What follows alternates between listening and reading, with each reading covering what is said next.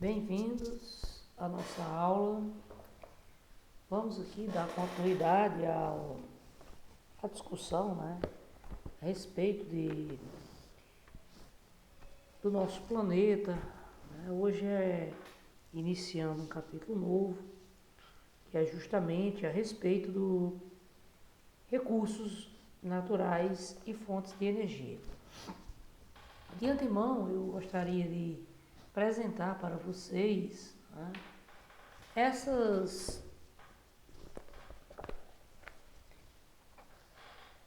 explanação sobre a transformação que se faz necessário aos recursos naturais, toda a cadeia de transformação dos produtos, e essa transformação, como ela aconteceu ao longo dos séculos, como ela foi evoluindo juntamente com a história da humanidade. Pois o homem ele passou a intervir na natureza, utilizando seus recursos desde sempre. No entanto, essa utilização, essa intensificação, ela veio ficar cada vez mais acentuada a partir da era industrial. E aí foi onde surgiu justamente a preocupação em desenvolver novos valores que não apenas o objetivo econômico, não apenas o objetivo econômico. Então veja só, transformação dos recursos naturais. Basicamente, os recursos naturais, o ser humano, ele constrói, utilizando esses recursos, ele constrói o espaço em que ele vive. Esse conceito é um conceito muito básico, que é o que a gente conhece como espaço geográfico. E como é essa construção desse espaço? Justamente utiliza-se o recurso para satisfazer suas necessidades básicas, da qual essas necessidades, inclusive, está diretamente relacionado com a sua sobrevivência, seja alimentação, habitação, vestuário e transportes. Então, coloquei aqui algumas imagens em que você vê o mundo moderno, Então, a necessidade de produção de energia, para abastecimento das cidades. E essa produção, ela vem de diferentes formas, como você vê aqui. E aí, nós vamos então justamente para recursos naturais. Eles são essenciais para as atividades econômicas, para a vida humana, pois permite suprir as necessidades de alimentação, energia, combustível, vestuário, moradia, transporte, tudo isso. Então, como o homem vivia durante a pré-história? Então, saindo um pouco dessa ideia do mundo moderno e analisando o contexto do homem da pré-história, o homem da pré-história, ele era nômade, certo? Ele era nômade. Isso fez com que constantemente ele buscasse recursos, para a sua sobrevivência, pois ele ainda não produzia seu próprio alimento. Então, com isso, ele era dependente do que exclusivamente a natureza lhe oferecia, seja por meio da coleta ou por meio da caça. Isso, então, fazia com que os homens, eles constantemente ficassem mudando de um local para outro, porque tudo dependia dos períodos de caça e da bonância de alimentos oferecidos pela natureza. Então, o ser humano, nos primórdios, eles utilizavam como fonte de energia os seus próprios músculos. Posteriormente, aí, estou falando aqui, cerca de 500 mil anos, o homem ele vai dar um grande salto de sua qualidade de vida, que vai ser justamente o domínio do fogo, né? Domínio do fogo. E esse domínio do fogo, inclusive, tem até um filme bem interessante, que é a Guerra do Fogo, né, que mostra esse contexto em que tribos, né, constantemente estavam guerreando entre si, hominídeos, guerreando entre si justamente para dominar, né, o fogo. E geralmente você via lá que, só aqui descrevendo um pouco do filme, né? Você via no decorrer do filme que existia determinadas pessoas dentro da tribo que dominava a produção do fogo. Então essas pessoas eram muito importantes, né? Então, com o passar do tempo, outras fontes de energia então passaram a ser utilizadas no dia a dia do homem. Então, a tração animal, quando o homem começou a domesticar animais, né? O fogo, a água, o vento. Então, essas fontes de energias, né, são conhecidas como antigas e tradicionais, ou tradicionais. Aqui uma alegoria, né, uma imagem, né, do homem dando então esse salto de qualidade em sua vida, né? Quando o homem ele passa a dominar o fogo, então ele teve acesso a uma grande gama de uma grande variedade de alimentos que foi importante justamente para o seu desenvolvimento. Bom, por volta de 10.000 a.C., né, o homem ele deu outro grande salto, né, em sua qualidade de vida, que foi então o domínio da agricultura. Então, aquele antigo homem que dependia da natureza, não mais estava completamente submisso a ela, né? Então ele passou a dominar a produção do seu próprio alimento. E com isso veio uma transformação radical na forma de se organizar. Pois o homem ele deixa de ser nômade e se torna mais sedentário. E aí você vai ter toda uma estrutura sendo modificada. Como? O homem, ele se tornando mais sedentário, ele vai passar a desenvolver mais povoados. Esses povoados vão crescer, tornando-se tribos. Né? E aí vai surgir uma organização mais complexa. Né? Uma organização mais complexa.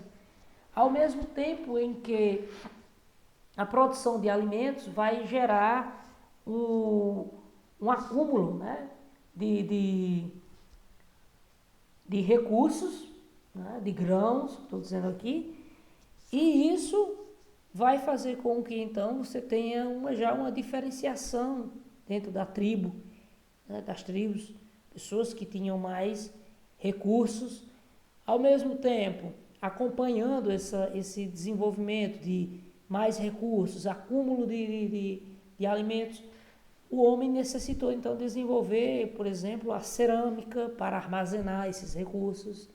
Né?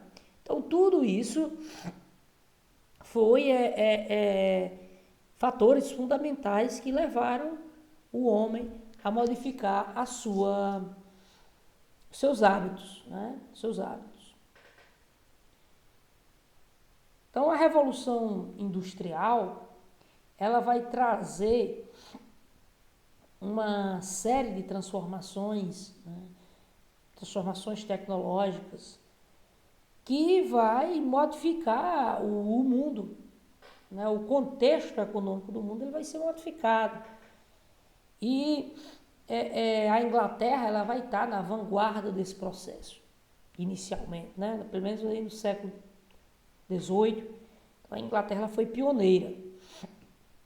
E o que acontece? Contribuiu justamente para o desenvolvimento de fontes modernas, como fontes de produção de energia, né? Como carvão mineral, petróleo, gás natural. Então, os famosos combustíveis fósseis. O fato de serem fontes de energia aí que ele coloca como moderna entre parênteses, né?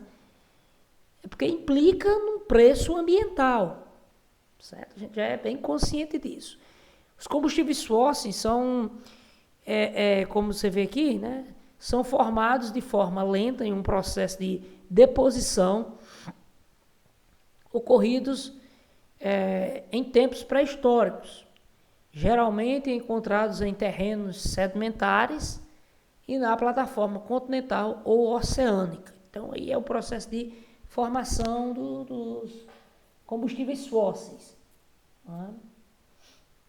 Então, aqui você tem energias, né, essas fontes de energias, que vão trazer todo esse contexto, né, de avanço. Então, diante das fontes de energias, deixa eu ver aqui, tá. Diante das fontes de energias mais poluidoras, né, que utilizam combustíveis fósseis, surgiu então a necessidade de uma conscientização, de uso de um recurso de forma mais racional, ao mesmo tempo que se busca alternativas de produção de energia que não impacte de forma tão forte o meio ambiente.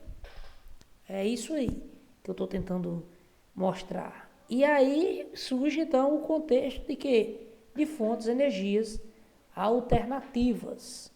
Essas fontes de energias alternativas, elas vão ser justamente aqui, estou apresentando o caso aqui a energia eólica, certo? A energia eólica, que a energia solar, maré motriz, a geotérmica, nesse caso aqui a geotérmica, né? Que aproveita o calor do interior da Terra. E essa, a famosa, a mais conhecida, né? A eólica. Então, eles justamente aproveitam o potencial, né? Eu poderia dizer o potencial regional, né? de determinado espaço. Por quê? Porque simplesmente é necessário determinadas condições para a instalação de uma fonte de energia alternativa. Um exemplo, é a fonte de energia eólica. Então, você tem que se localizar em determinados locais onde tenha uma constância de ventos em velocidade satisfatória. Né? No caso aqui da energia geotérmica, justamente em regiões onde é mais presente essa estrutura geológica que permite aquecimento. Né? Maré motriz, tem essa daí, mas tem outras, como por exemplo a energia de biomassa, né? Que basicamente utiliza para a geração de calor, né? A queima de matéria orgânica. Né? Matéria orgânica, no caso ali, é utilizada essas fontes de energia muito no interior de São Paulo, né? De biomassa, principalmente a queima de bagaço de cana. Então isso gera um ciclo. Né? A agricultura, geralmente essas regiões aí são produtoras de cana-de-açúcar, cidades como Ribeirão Preto, por exemplo, e eles utilizam então essa cana-de-açúcar, o bagaço dessa cana, na queima, né? Queima para a geração de calor. Bom, as classificações das fontes de energia, isso aí é algo muito elementar, né? Vocês conhecem como fontes renováveis e não renováveis. As fontes renováveis são continuamente, né, repostas pela natureza. Então tem um ciclo de reposição constante. Né? Então você tem aí a água, né? O sol, o vento, são recursos, né? Que a natureza constantemente está repondo. As não renováveis são aquelas justamente que compreendem mais as fontes de energias fósseis que levam milhões de anos no seu processo de formação. Né? Como, por exemplo, o carvão, o petróleo, gás natural. E também a energia nuclear, que os elementos radioativos levam também milhões de anos em seu processo de formação.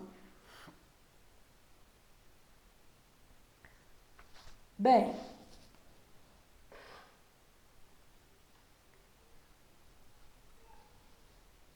um conceito muito analisado, né, que tem trazido para o debate, principalmente o debate ecológico, né, é o conceito de recurso natural. Então, esses recursos naturais, o que é recurso natural? É justamente, né, os elementos da natureza que podem ser utilizados pelo homem para diversos fins, seja agrícola, indústria, comércio, transporte, tudo isso está nesse contexto de recursos naturais.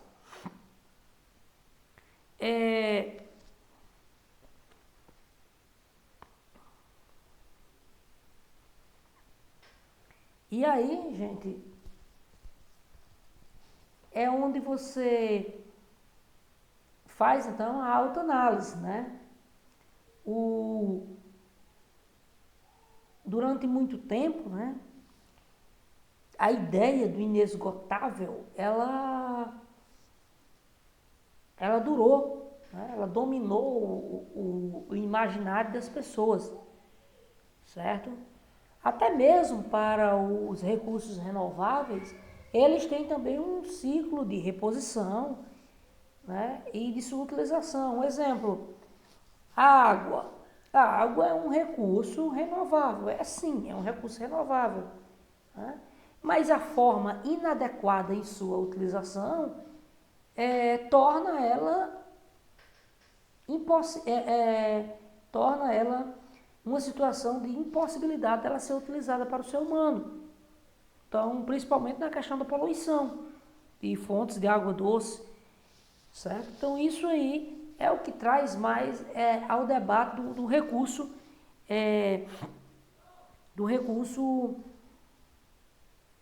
estratégico, né? Inclusive, isso é conhecido até como recurso estratégico.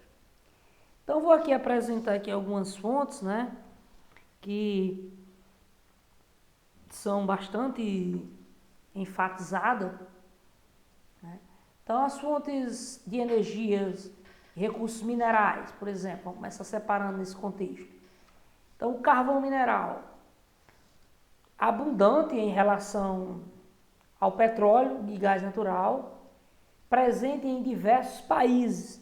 Destaco aqui Canadá, Rússia, né? Tem grandes fontes de carvão mineral. Contribuiu, né, na Revolução Industrial, então, eu poderia dizer que foi a principal fonte da primeira Revolução Industrial, principalmente a partir do momento ali na produção de siderúrgicas, né, que necessitam de uma produção em fornos de uma grande quantidade de calor, e o carvão mineral ela tem essa capacidade de geração de calor altíssimo. Até hoje é muito usado pela humanidade. Destaque principalmente em siderúrgicas, termoelétricas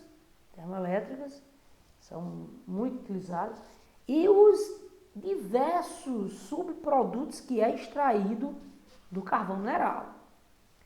Contudo, ele tem o ponto de ser extremamente poluente. Né? Então, isso coloca inclusive em risco a qualidade de vida das pessoas que trabalham com carvão mineral. O carvão mineral ele tem praticamente uma gama de produção muito parecida com a do petróleo, né? Utilizado em fertilizantes. Então é muito usado. O gás natural, por sua vez, é um combustível menos poluente, embora seja fóssil, mas ele é menos poluente do que o carvão mineral e do que o petróleo. Então, mais barato. Muitas reservas, né, sequer foram exploradas. A grande produtora de gás natural hoje do mundo é a Rússia. Inclusive, a Europa, ela tem uma relação muito de dependência, né, da produção de gás natural com a Rússia. E aí, por quê? Porque simplesmente nos períodos de inverno na Europa, a Europa inteira ela fica praticamente coberta em neve. É muito rígido, né, o inverno europeu. E o que acontece? Quem fornece grande parte desse gás natural para geração de aquecimento é justamente a Rússia. Então, isso muitas vezes gera um contexto diplomático que muitos países tentam se livrar dessa dependência, né? Porque quando a posição política do país não está agradando a Rússia, às vezes eles começam a fazer determinados embargos para o abastecimento de gás natural. Imagine aí, pessoal, num contexto de um país como, por exemplo, vamos citar aqui a Alemanha, né? Esse país ali que durante o inverno fica, né, 10 graus abaixo de zero, começa a nevar. Então, é uma forma de sobrevivência, né? Então, um ponto muito importante, né, é o processo de abastecimento, que faz chegar esse gás natural em indústrias e nas residências. Tem que ser por um processo de tubulação, conhecido como gasodutos, que necessita de vultosos investimentos, certo? Vultosos investimentos. O Brasil, a produção de gás natural do Brasil não é tão expressiva. Nós já tivemos contextos históricos, né, recentes,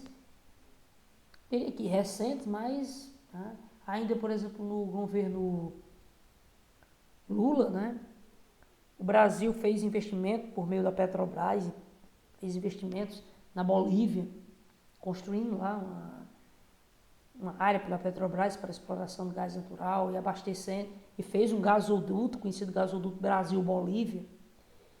E na época, quando o presidente boliviano Evo Morales assumiu o poder, ele tratou de forma bem hostil, né, inclusive os engenheiros da Petrobras que lá estavam. Ele nacionalizou, né, a exploração de gás natural, o que é algo que, de certa forma, está sempre no contexto da política. E aí, quando ele nacionalizou, né, então todo o investimento que a Petrobras fez foi perdido. Foi perdido. Inclusive, ele passou então a ditar o preço do gás que seria abastecido ali na região do sudeste do Brasil para indústrias como a indústria de cerâmica, né? Então isso, na época, gerou muito conflito, né? Conflito, de certa forma, político e diplomático, né, com a Bolívia. Então o petróleo, estou aqui fechando aqui esse tripé, né, de combustível fóssil. O petróleo ele vai ser então justamente a fonte de energia mais utilizada desde a segunda revolução industrial, com a consolidação da indústria automobilística no mundo, né? O petróleo ele se firma de vez como principal fonte de energia. E o que acontece, né? O petróleo ele se torna cada vez mais importante porque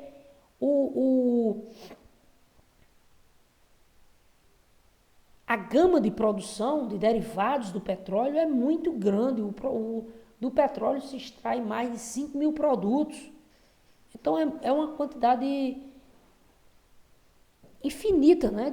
Eu poderia dizer assim, de derivados, né, que pode ser extraído. Então, quando nós pensamos no petróleo, nós ficamos restritos mais a gasolina e a óleo diesel, mas o petróleo ele vai desde produtos sintéticos, né, desde a PVC, né, plásticos, a goma de mascar, remédios, tudo isso tem petróleo. Você tem ideia, não é? Então, a indústria de detergentes, por exemplo, né? Então, é muito alto a diversificação. O mundo ele tem tentado, existem políticas, né? Para tentar criar alternativas para utilizar recursos alternativos, né? E aí, atualmente, tem se investido muito em carros elétricos, né? Então, tem países que querem substituir sua frota em questão de 10, 15 anos, né? Ficar só com carros elétricos. Mas sempre, pessoal, entendam bem, vai trazer um debate a esse ponto, né? Então, os carros elétricos, eles têm também o seu consumo, que é o consumo de eletricidade. E esse consumo de eletricidade vai também gerar uma demanda por mais energia elétrica, né? Então, vai ser necessária a construção de mais. No caso aqui do Brasil, que nós dependemos da produção, principalmente de hidroelétricas, né? Vai ser necessária a construção de dezenas de hidrelétricas, digamos assim, né? Ou também, traz também um debate, já que a gente está no debate do meio ambiente, né? Uma pergunta simples, né? As baterias desses carros são enormes. Elas têm também um ciclo, né? Eu diria de utilidade. Então, você tem aqui o Brasil com uma frota de carros, eu estou aqui botando aqui só no contexto, né? Uma frota de carro, o quinto maior mercado do planeta de carros, então você coloca essa mesma frota toda ou pelo menos a maior parte, em carros elétricos. E aí, o benefício é instantâneo, é necessário discutir, né? Eu acho sempre bom discutir e ver opiniões, não de forma radical, logicamente que não, né? Mas é uma pergunta básica, né? Se vocês, olha, eu destaco para vocês, se hoje nós temos uma problemática quanto a baterias de celulares, de pilhas, de notebooks, essas coisas, já tem uma demanda muito alta, um lixo digital enorme, e o lixo que vai ser produzido também no setor de baterias para carros, né? Então, é uma discussão que vem ao momento, né? E aí, os combustíveis fósseis, mesmo com todas essas políticas, né, eles ainda são extremamente importantes no mundo moderno. Então, o barril de petróleo ele é cotado no mercado de commodities, né, nas bolsas de valores, e que impacta diretamente o nosso dia a dia, né? Já chegamos aí a R$6 o litro de combustível, de gasolina, e o que isso vai trazer de consequências para a dona de casa, para você, aluno? Vai ter muitas, né? Porque principalmente o nosso consumo diário de alimentos que são transportados por meio de rodovias. Então, vai chegar no nosso bolso. Bom, a energia nuclear, né? A energia nuclear, ela é uma fonte, como poderia dizer assim, vantajosa no aspecto de localização. As produtoras, né, as usinas nucleares, elas podem se localizar próximo das fontes consumidoras. Então, a energia nuclear, uma fonte de energia nuclear, ela pode se localizar próximo da cidade que consome essa energia. É diferente um exemplo de uma hidroelétrica, né, de uma hidrelétrica, que a hidrelétrica é feito um estudo específico onde ela deve ser construída para justamente potencializar o seu aproveitamento. Você tem aí a hidrelétrica de Itaipu,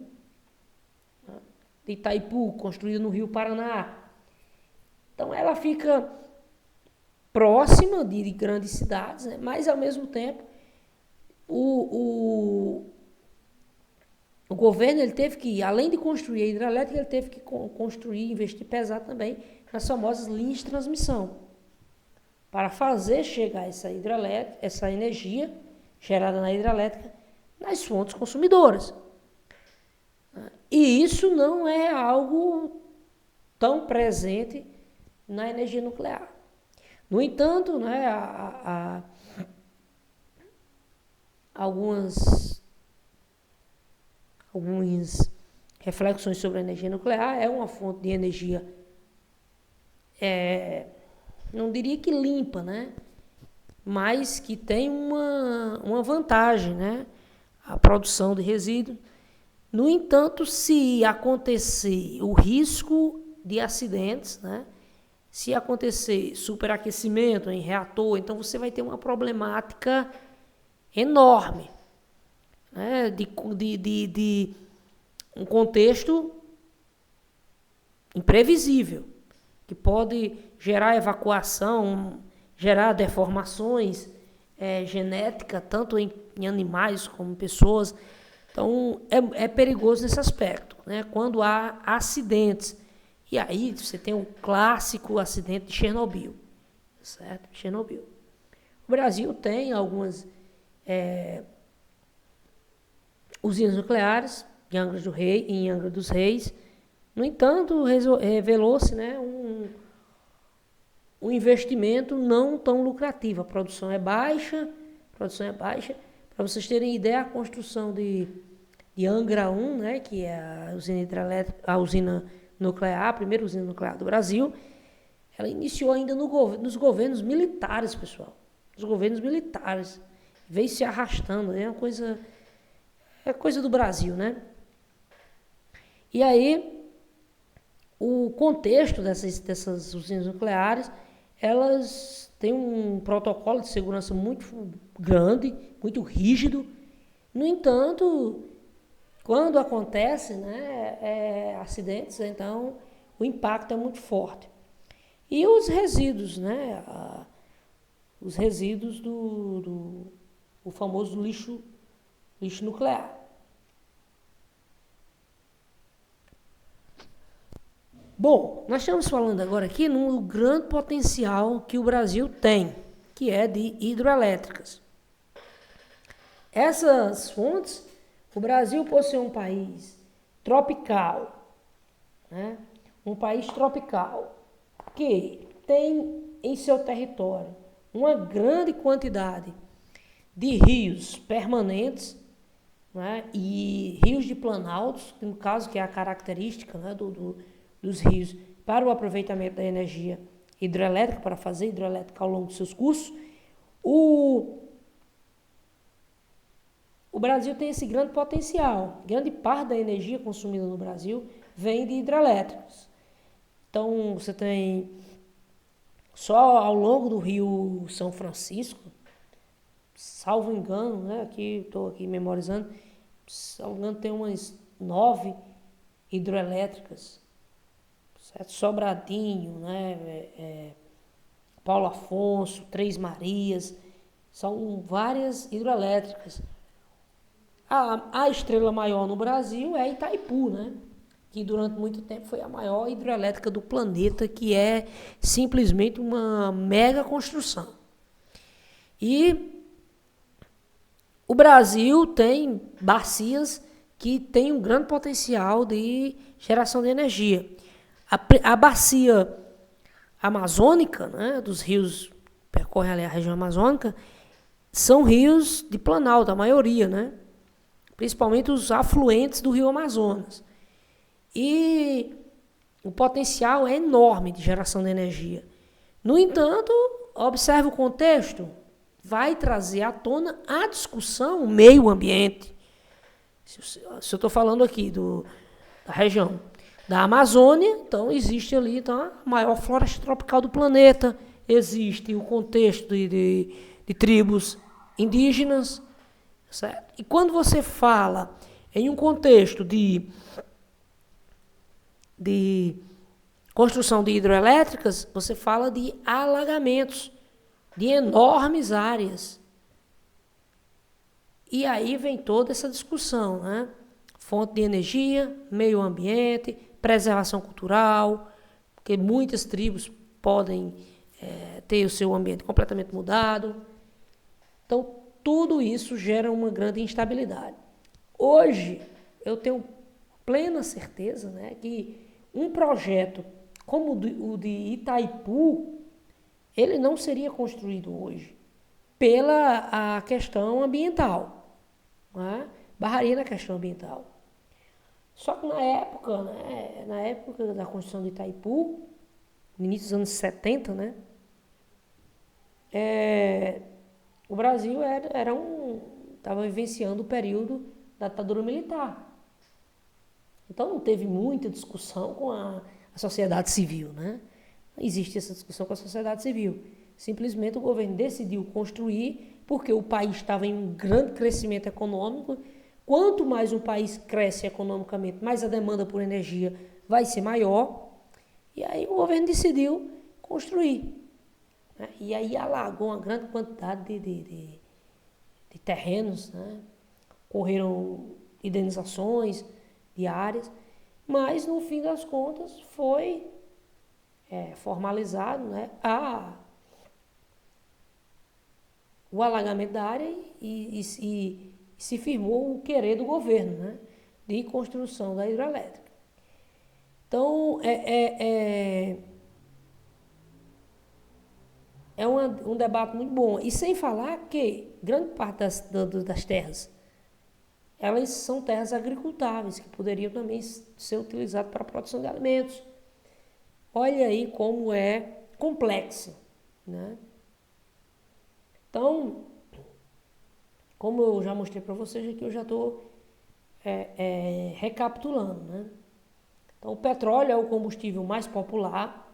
O grande desafio atualmente é encontrar justamente um substituto, porque sua poluição e impacto ao meio ambiente é muito forte. Então, o Brasil, ele tenta justamente se livrar da dependência no mercado internacional do petróleo, né? Se tornar autossuficiente. E, ao mesmo tempo, né, tentar diversificar a sua matriz energética. O que é a sua matriz energética? É justamente encontrar diferentes fontes de energia para justamente não ficar dependente de uma única fonte. Então, por exemplo, o Brasil, a maior parte da nossa energia é de hidrelétricas. Significa dizer que nós somos dependentes de chuvas. Inclusive, né, está em debate um possível racionamento de energia. Um possível racionamento de energia, por quê? Porque tem períodos de estiagem, as principais áreas de hidrelétricas, né? E não tem como produzir, né, tanta demanda. O planejamento da matriz energética, pessoal, não é para um governo, né? Não é para um único presidente, digamos assim. Isso leva décadas de construções sequenciais. E quanto mais o país, então, como eu vou recapitulando aqui, quanto mais o país cresce economicamente, mais as pessoas vão querer comprar eletrodoméstico, né? Vai ser criado mais indústrias. Então, tudo isso gera uma demanda por fontes de energia.